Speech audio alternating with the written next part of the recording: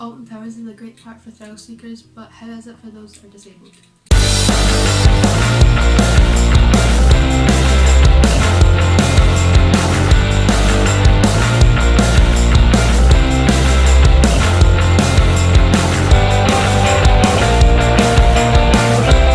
Hi guys, welcome back to KE Coasters, and if you're new here, hi.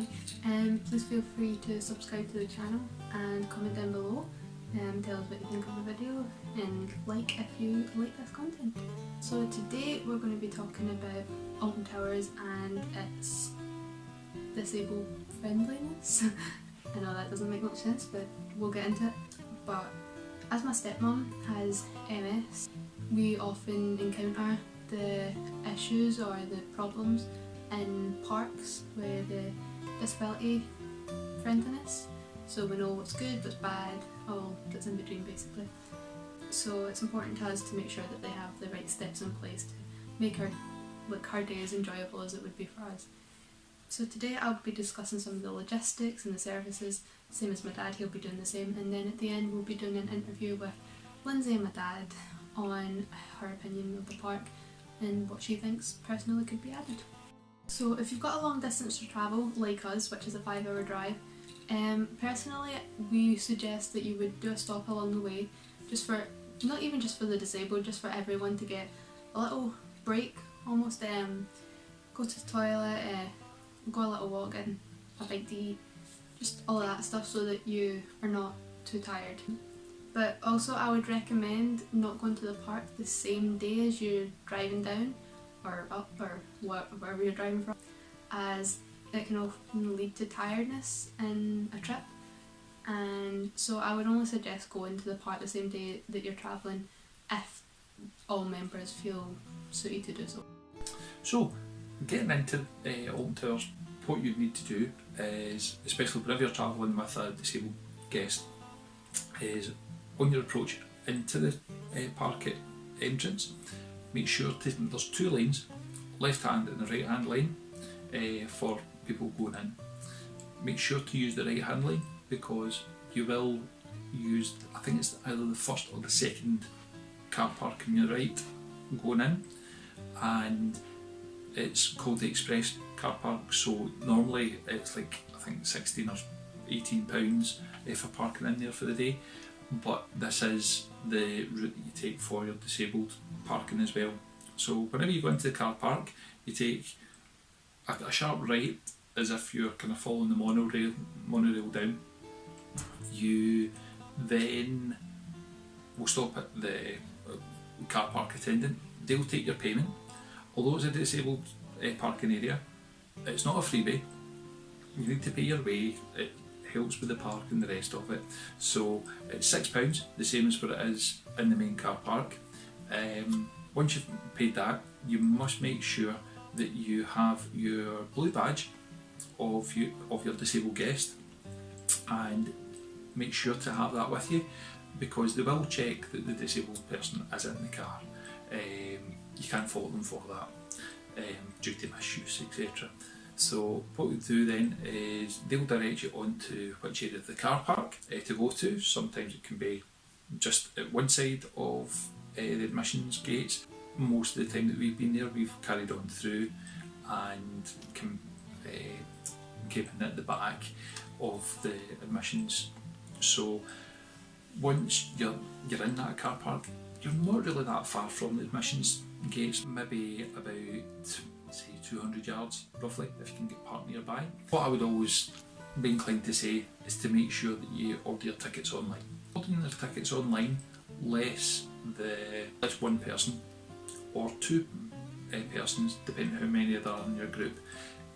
You can take advantage of the online pricing for the disabled guest, and then you can go to the admissions desk and get your free carer's ticket. Along with that, if for instance there's 3 of you going, so disabled guest and say myself and Rachel were to go, so you pay for one ticket online, get your free carer's pass, and then you would get for the second carer you would get 50% off the gate price, which I think is roughly about £28, I think it's £56 a ticket, so it's about £28 you'd only pay, which is a fantastic bargain. It helps discount your day. What I would also say is once you've been through, got your tickets, got through the turnstiles and heading down to guest services, and what I would certainly say, just to save a wee bit of time, is if you do need to lift cash from one of the ATMs, there is an ATM just off as you come through security. If you take the left ramp onto Tower Street, just before the Tower Street main shop, kind of the merch shop where you can buy all sorts, there's 2 cash machines there. They don't charge you as well, so it's, if you want to lift £20, that's all it's going to cost you. So I would certainly say do that at the start of the day in case it runs out, and then make your way down to guest services to arrange your ride access passes. Most rides allow those who are disabled to enter through the exit. This is generally an alright way to get onto the ride. Quite a short entrance, no cattle pen, so it's easy to get in and out if you've got a wheelchair or mobility scooter or just even walking. It's very easy to enter, and same with most of the other rides, they tend to be easy to access and easy to manoeuvre in.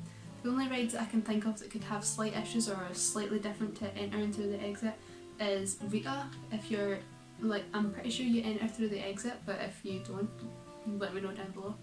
But if you're entering through the exit, there are a couple steps, I think there's 3 or 4 steps that you may need to climb up in order to get on the ride. Smiler, if you're able to do stairs, then there is a signage next to the regular queuing system, which has got disabled, the fast pass and single rider all go down there, and then eventually it splits off into individual queuing sections. But if you're unable to do stairs, then if you go into the shop, I'll put up a video now, if you're able to go into the shop, there is a lift on the left hand side if you're going like into the shop, and you can't take mobility scooters or wheelchairs up there, but it is a lift so that you won't need to do stairs. And Wicker Man is personally the ride that I have the biggest issue with, but I'll let Lindsay explain what she thinks of it later. But this ride has got a specific queuing for a disabled entrance, but it's located next to the shop.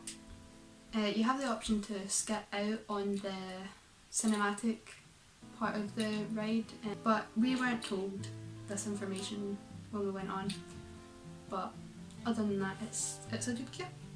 So I think that Alton Hills is overall a good park for everybody. I think good. It's a good. It's great. Well, it's really great for you. Yeah, I know. I don't think I can appreciate it the same way as what you can. That's true. But certainly, it's obviously very popular. It's always busy. You's always have a really good time. Yeah, I think it's the customer service has been Excellent. on, like, it's way much better, like so much better than what we've experienced at other parks. So No, definitely. yeah. I think the big thing is obviously with the likes of the mobility scooter and things like that, it's great that that's taken as a priority, and they do make it. Yeah, you still queue. It's not like you. And you don't skip bypass the everything. queue. That's right. And it's like when you're going in, for anybody that's not been to the park with mobility issues, when you first go in and you've got your tickets, blah blah blah, and you go to the like turnstile bit, they open the gate where like buggies and stuff go through, so they let people with either mobility issues or with chairs or scooters or things go through that gate. And then you go to the the security bit, yeah, and then there's no steps, it's just a slope.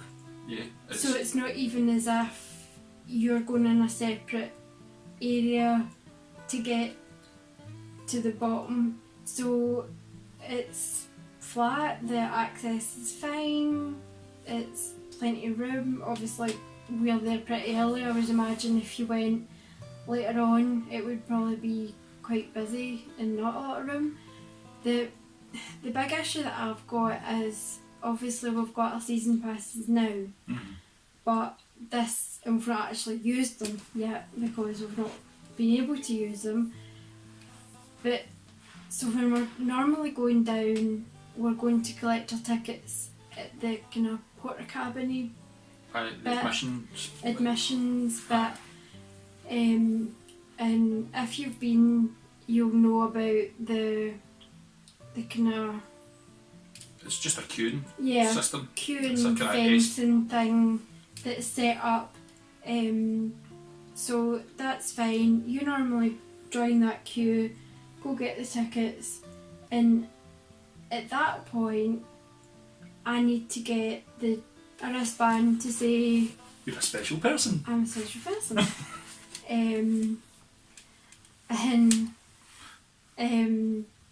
Which is fine, but it doesn't make any sense because you're in the queue and I'm on my scooter, and so it's I'm having to like kind of fight against the crowd. I'm kind of like in my scooter next to the queue, but at the front, waiting for you to see what bit you're going to be, praying that it's going to be the one closest to me, or otherwise I'm going to have to go straight down and then have to reverse without running over people's feet.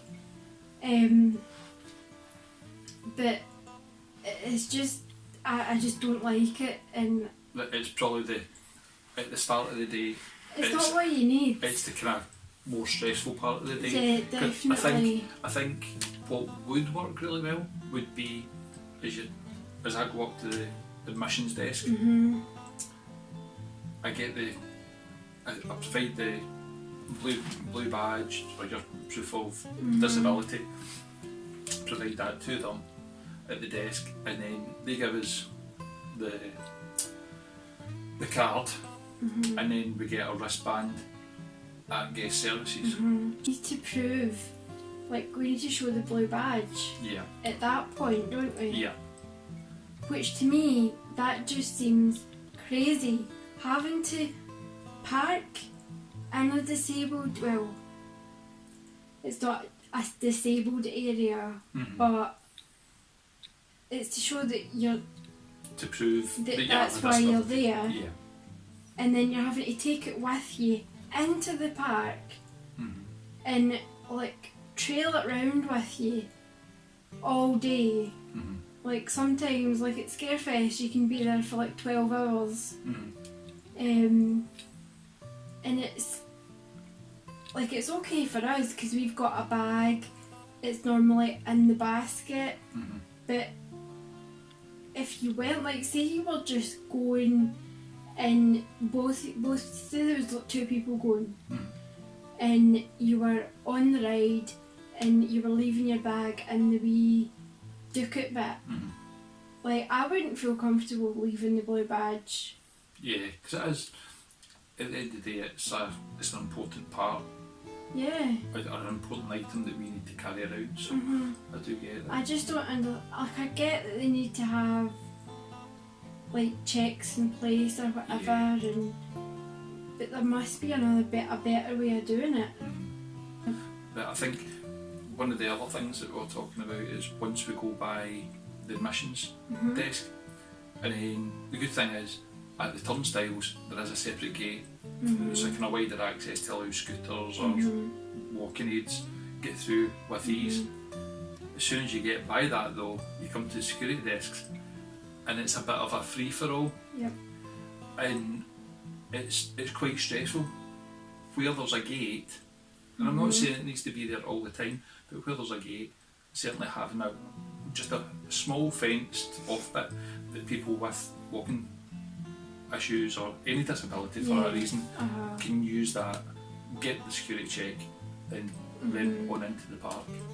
So really, once you get past that, as I said before, it's nice, easy access. Yeah, it's all nicely monoblock. Yeah, it's really good. But then you went through the whole palaver of getting your wristband, and then you need to go almost the full length of that street. Yeah, What's Tower that Street. Tower Street.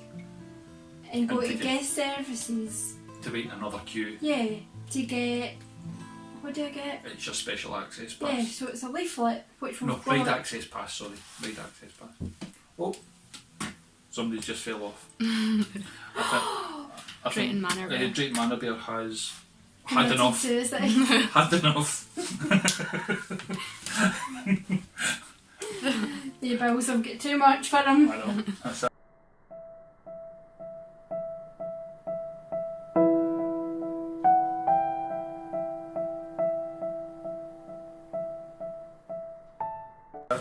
So, anyway, Yeah, so it's just like you can be queuing to get in, then going through a kind of stressy bit, and you at think, security. oh, that's us, let's go and have a good day. But then you need to go to guest services, and then you're waiting. Queue again. You're waiting for those that are getting their fast passes and things, which is absolutely fine. It's not that Yeah, we're it's winning. not that It's we want just to, it like, should all be done at the admissions desk.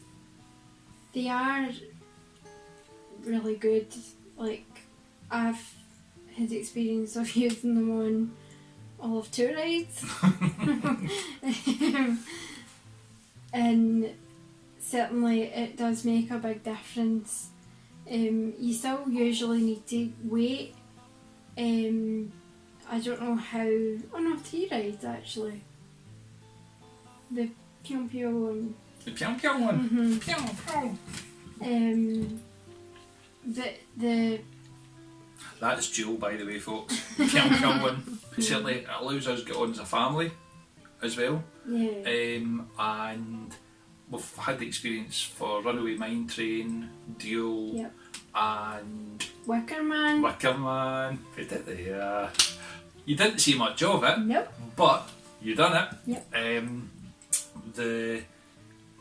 we found out, because we always wondered, alright, so if you're disabled, you're And only you allowed really like them. you're only allowed 10 shots. Yeah. We found out last night though that you can go back to guest services and basically get Yeah, another ride you access can. pass. So it's Only thing is, they could make it better by, like, maybe doing it at the kiosks where you would get your, like, juice or Yeah. coffee or something. mhm. Have a way that you could do it there rather than having to go all the way back Yeah, to guest services. A big bit of the park that I like is the surroundings. that is. It's Quite like the gardens, and it's, I think if you were to compare it with Thorpe Park, there's not a lot in Thorpe Park no, other than the rides. yeah, whereas at Alton Towers you've got, You've got your quiet spaces. yeah, and it just feels nice, and especially at Scarefest it's quite dramatic the way that they do it. So yeah, I think the terrain's alright. It's quite flat. I don't think there's any bits that's uneven, is there? Only bit that I would say is for the scooter is whenever you go up by the towers and you're heading towards Smiler and Oblivion at the X sector, Yep. you go up by the towers, there's a bit of a climb up first of all. If you're facing onto the towers on the left hand side, there's a bit of a climb up, but then you go up over the top of the hill and then it's a really quite a steep hill down Yep. towards the X sector. Mm-hmm. That's not really the big issue on the way to X sector, more so on the way back because you've got that hill to go back up. And that's actually something to remember if you are going to Alton Towers and you're using a battery operated aid. the first time that we used scooter, we hired one. Remember, like later on at night, it wasn't like near the end, but yeah, you basically had to shut it off because there was only like yeah, because I had to tiny get bit of somebody to help me, like shove me up that hill. It's something that I had never thought of about charging points. So it might be a useful Yeah. thing if you're sitting having your lunch. Okay, it's not going to give it a full charge, but Yeah. just areas that you could charge. As far as the rainy day shelters, I don't think there's a very good number They're of quite, facilities. they are quite limited. Which obviously it's probably like a business decision that they've only got places that you can eat and drink. And buy gifts. Yeah, but merchandise. it would be good if there was somewhere that you could go and sit, even to have a coffee. Because you're the only place. There's that Costa's That's right, that's at Tower Street, aye, Costa Tower Street. which I didn't really like. But that's surely the only bit. And Yeah. There is another Costa's towards Galactica. Also, But it's always busy. see, that's the thing, because there's hardly any. Like, So I think basically what we would like to see, because people that do have mobility issues, I think there needs to be more thought behind that, and make sure that at least in each sector, just to make sure that there is at least one kind of sheltered area that Yeah. people who maybe aren't fit enough to go on the rides but still want to enjoy the day out with their family, yeah. so that whenever they're queuing to go onto the rides, that there is a dry area. You need to remember that there's a bit at Rita and 13 on that area. There's a kind of locker area, and it's kind of undercover there, so you can shelter in that bit. There's a step up to it. Yeah, I couldn't get into that. Not in the scooter. No. There's also the area at Galactica, where there's a locker area, and if my mind serves me right, I think there's an area at Oblivion. I do like the hot chocolate that you get at the kiosks, and it's £1.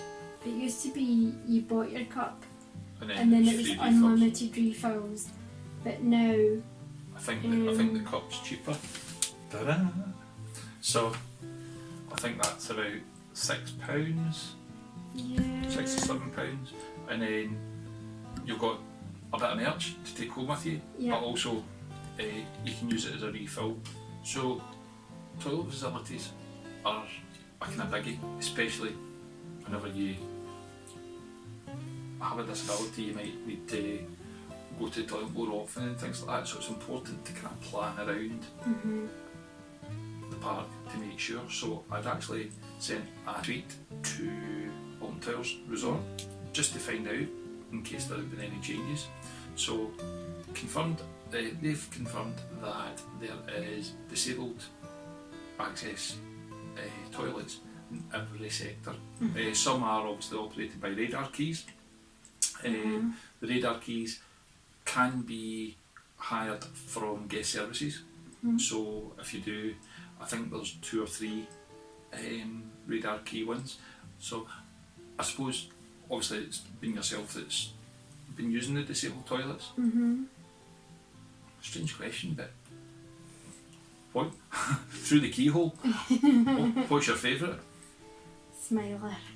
Smiler? Yep, definitely. I kind of thought it was that one. Yep.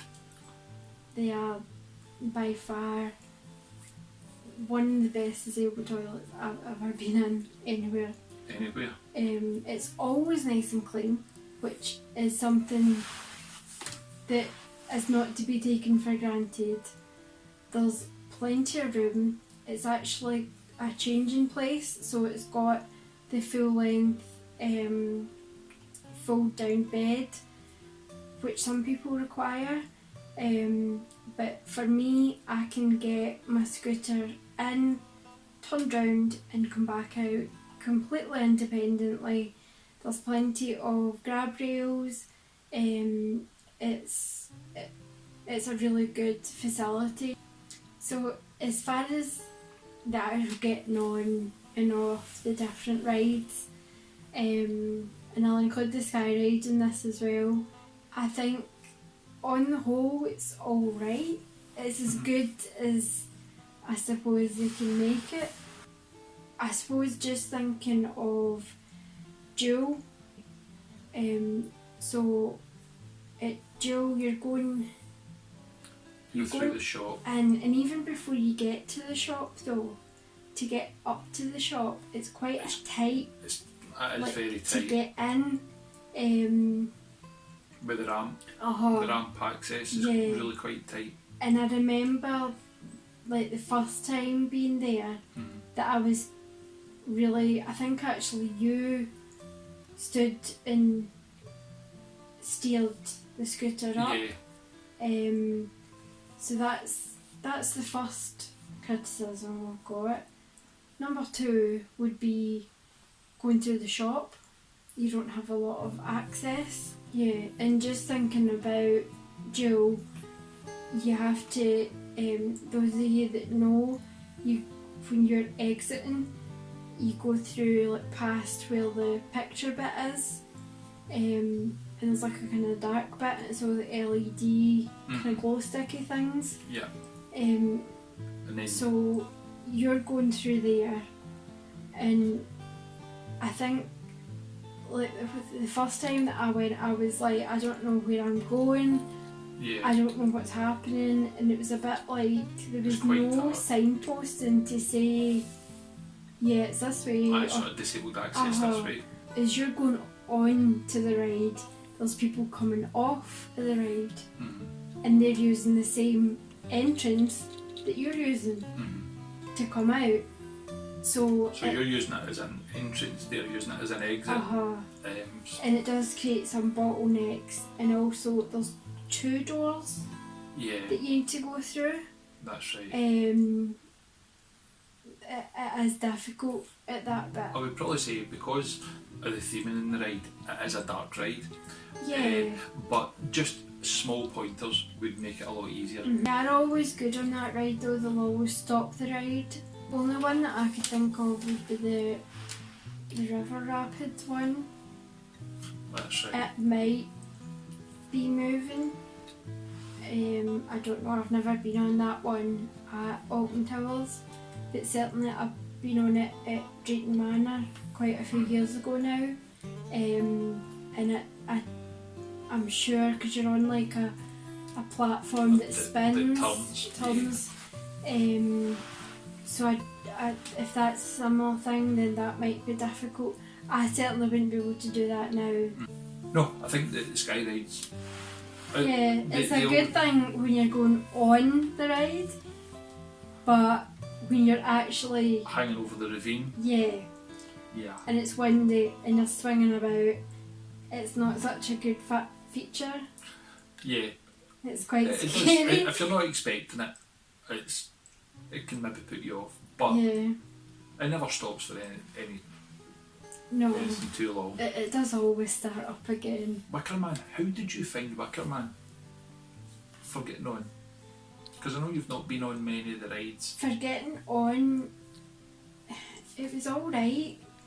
What I didn't like was the bit when you're in the room and they're telling you the story about Wickerman. Like a pre-show. That was fine, but when it ends and the doors open, it was just a big crush at the door, and we were kind of quite near where the door was, but obviously because we were just sitting and we were watching the video thing, I'd switched the scooter off and things, was just sitting relaxing, and so it's a bit chaotic. Yeah. Especially whenever, because people are up here, you're down here, so it's quite claustrophobic. Yeah, so I think if I was ever to go on that ride again, I would maybe ask to skip it. Can I bypass? Which you can do, you can ask to bypass it. Yeah. Especially for the smaller kids, or People that just don't like the crowds. And yeah, that's it. So that's a good thing to have. The other one that I've been on at Alton Towers is the Runaway Mine Train. Yep. Which is usually the first ride that we go on. Yeah. And it is good. Yeah, I think it's a lot better. I don't know if it's always been there, but maybe not always in use. But you used to have to go through the shop and then up the hill. Right. We had to do that the first year, but every year after that, there's a separate gate between the kind of coconut shy game and the shop that we just go up, and then it's like a wee pen to the side of the exit queue. We pen will keep all the disabled people away from everybody else. That's I'm not going to say it. So, but no. But that is good because you don't need to go through the shop. You're not worried about knocking things over, and yeah, that is good. Again, they let you go on first. Yep. I think. They'll let you go in first, but again, it's everybody's queuing, and although it's disabled access, that doesn't give you a priority to be able to just walk on. Yeah, it's and not I a think, fast pass. I think that's the important thing. It's not a privilege. It's not a privilege. It's just a means of being able to get onto It's a just ride. a helping hand. It's a helping for hand. people that need it, really. Yeah. I think probably Runaway Mine Train is like the model that they should base all other rides on. Yeah. I think that overall Alton Towers does do a good job for catering for people with disabilities coming to the park. Obviously, I can only really speak from experiencing it as somebody with my disability, which is that I've got MS and I've got mobility problems. So one of the things that for me is a big thing is if I'm going like if I'm on a fast ride and it's jolting you about a lot, then that can affect my vision and things and make me feel quite unwell. Because I remember I actually went on Spinball Wizard. Yeah, you once. Sure did. Once. That was enough. And it was probably the worst. Yeah, I would say that for me, the Runaway Mine Train duel, that's kind of like my limit. Yeah. Wicker Man was okay, it was just a bit fast for me. But I don't know if I would be a big roller coaster person anyway. But you did go on Shockwave at Drayton Manor, which was the most hilarious experience, I think, not just for your family, but for most of Derbyshire, Staffordshire, West Midlands, because they probably heard you. But fair play to you, you got up on it, and you were a bit shook up after it, but you done it. MS it's obviously it's a neurological condition. Yep. And it can cause problems with mobility, with speech, with eyesight, balance. Yep. Cognitive difficulties and things, and yeah. There's a lot involved with it, and it can affect you totally different from one day to the next. But no, I think considering your condition, I think you do a great job in going out and giving it your all. Smiler this year, I think, is on the cards for you. Yeah. It's on the cards for me because I've been chickening out of going on it for the last 4 or 5 years. So I think I Somebody might. needs to hold the bags. Yeah. So I'll do that, no problem this year for you. So congratulations on your first ride on Smiler. well, Couldn't think for the life of me. My cognitive function's gone as well now. So, as you'll have seen from the interview that we've done with Lindsay today, she has MS, so our chosen charity for our opening year of broadcasting on YouTube is the MS Society UK. So you'll see the advertisement at the end, and all I would certainly ask you to do, even if you're not in a position that you can donate to the MS Society, just make sure to go and have a read and understand it, and as I said, just support in whichever way that you can.